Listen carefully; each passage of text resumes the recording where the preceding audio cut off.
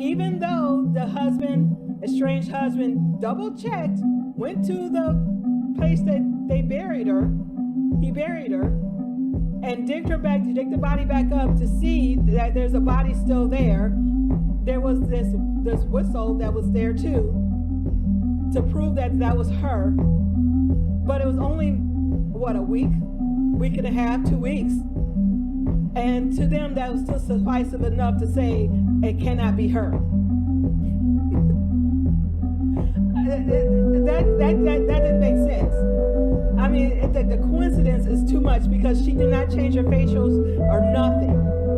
And to them to say that this cannot be her, that there's two people who looks exactly alike.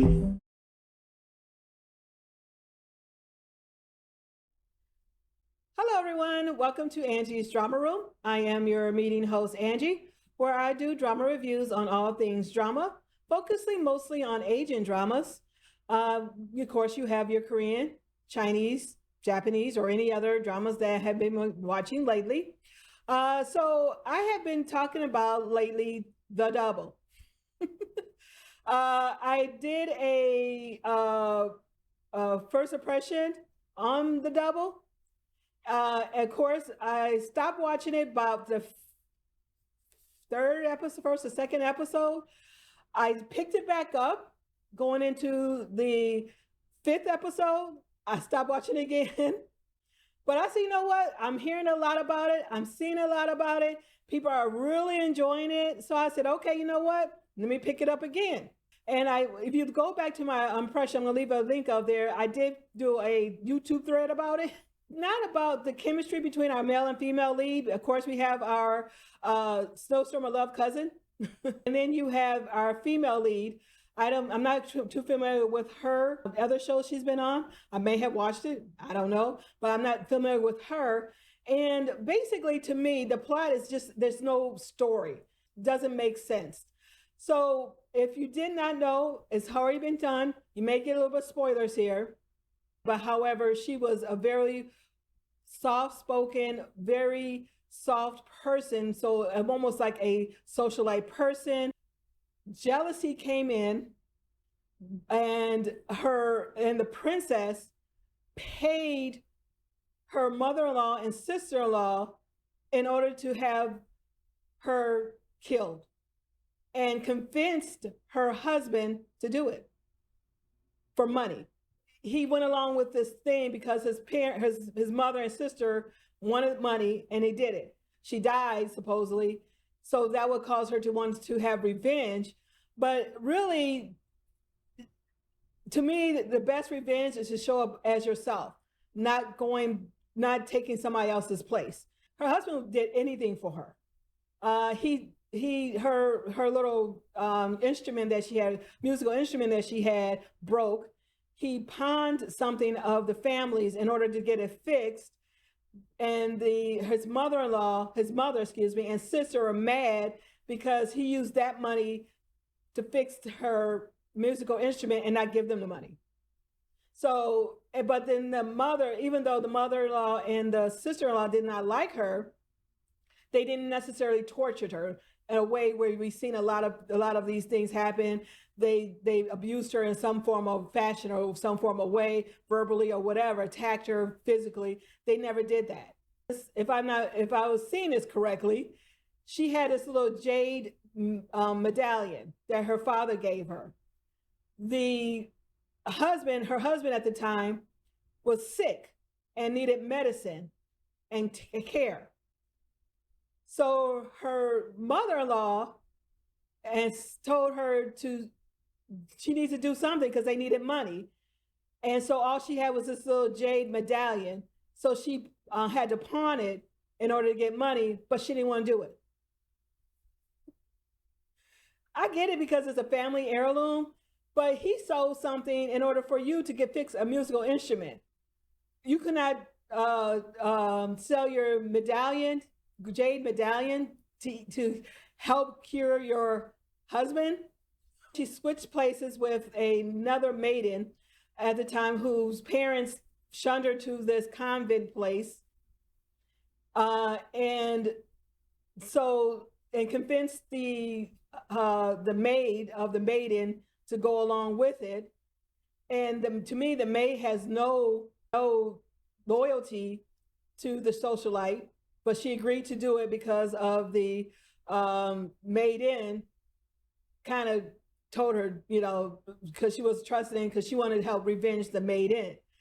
So when she finally did get to the maiden's home and stated that she is her, the father was so happy to see her. The stepmom was the one that actually threw her in there because of supposedly she lost her child and she threw her in there. I mean, I don't even think that was established that she was still even pregnant at the time. But however, and so the father was glad to see her. The stepmom was like, stepmom didn't want her, but however, she played it like, okay, I'll bring her back in because that's what the father's wish was. Then you had her grandmother. The grandmother was happy to see her. And it's like all this, it's not even the daughter. It was this woman playing to be her daughter, this young lady playing to be their daughter. So that was kind of problematic to me.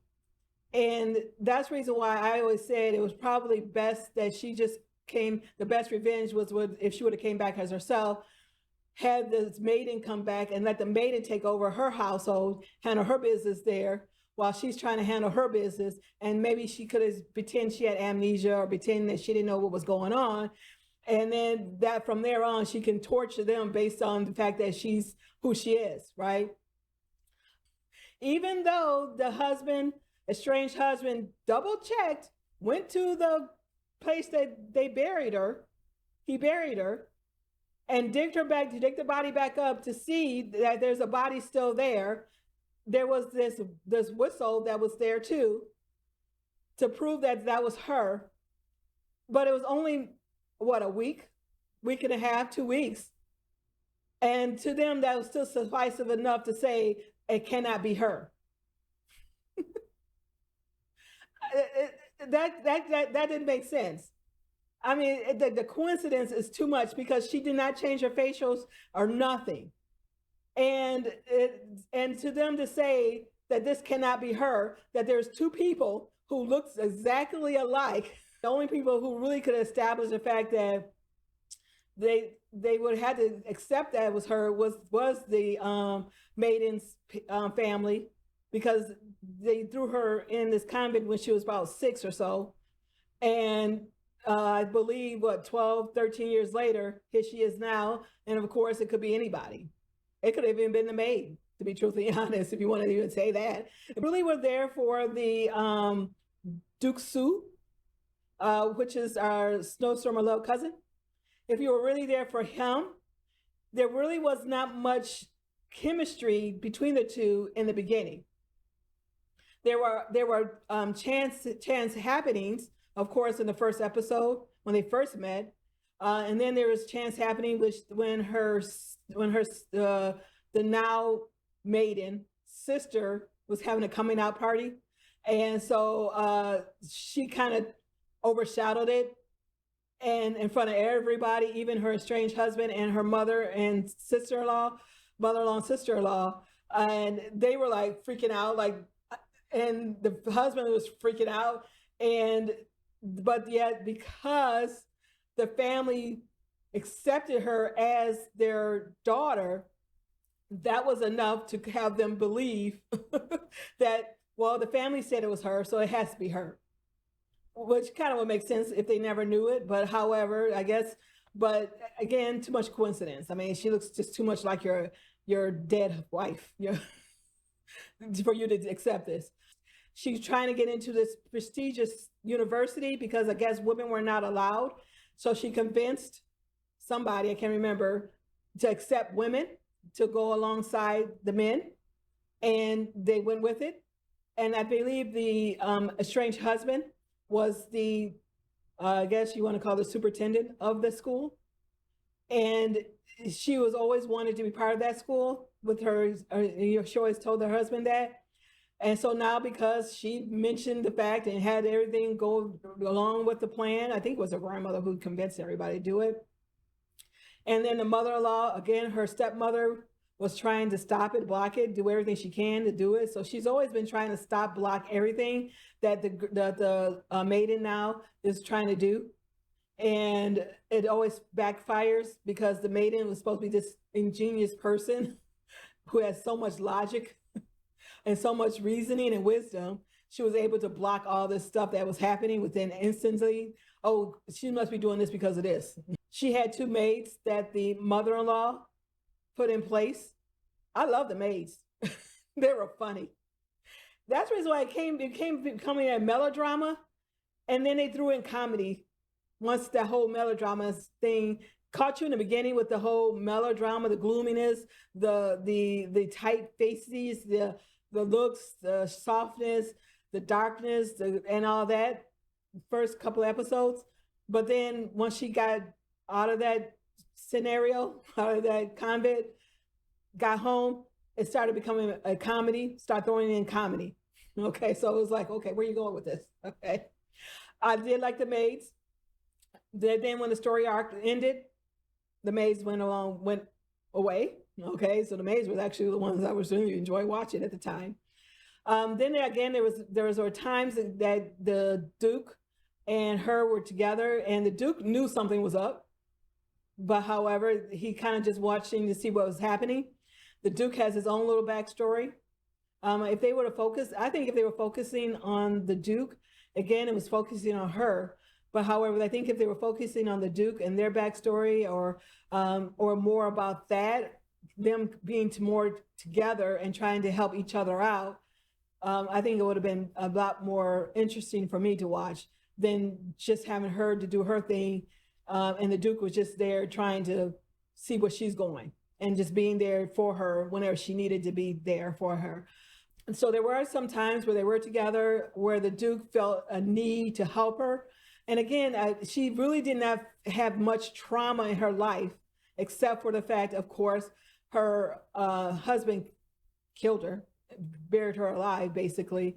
That was, I guess that's enough trauma to feel. And when she hurt her wrist, because she was trying to escape those ropes, she hurt her wrist. So she needed her to better her wrist in order to play her instrument that she knew. So they used scorpion venom in order to help her wrist, I guess, in order to numb it, in order for her to be able to function using her wrist.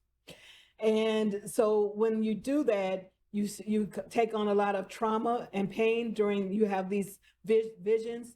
Outside of the fact, it's just probably pain she's feeling, not necessarily the trauma she's crying out about. And so the Duke was there to hold her, and the only thing she was crying and seeing visuals of her estranged husbands killing her over again, and the princess behind her shoulder showing it. And so the Duke was there to comfort her during that time.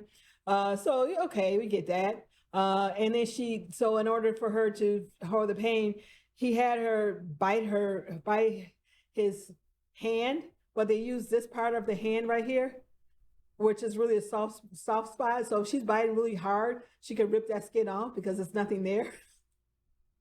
I mean, it would have been better if she used the arm or the forearm, but however, okay. So then she overexerted herself again. So she had to do it again. Here we go again. The Duke is there to save her again. So I guess it was showing her innocent side.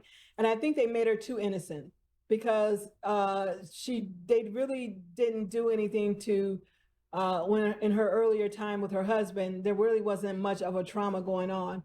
And I think they made her too innocent for me to feel any pain, because it was just a jealousy that got her killed. I could see if the mother-in-law or sister-in-law was physically or verbally abusing her, but what I've seen, they didn't really do that. They just didn't like her. All they really wanted was money. And it was money that caused this whole downfall to happen.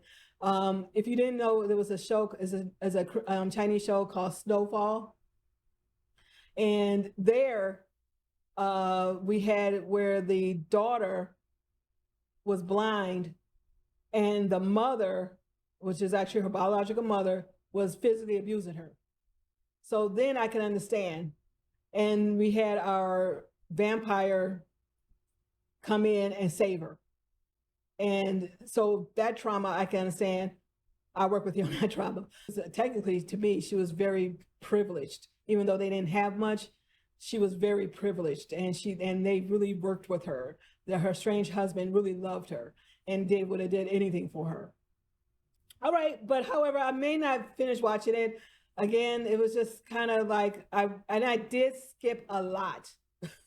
I watched a couple of minutes of the first, maybe the episodes, and I skipped to the next episode. So I skipped a lot around.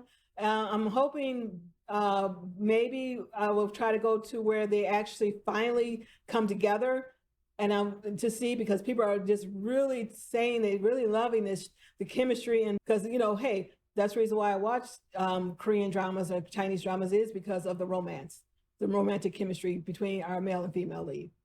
All right, so that's pretty much it. There's not much to say. Thank you. And if you enjoy any of my shows, or if you enjoy myself, I mean, my reviews or anything like that, if you want to see more of it, please subscribe. And just give me a comment and let me know. And any other dramas that you may want me to watch, let me know. Drop me a comment. Thank you for watching Media Journey.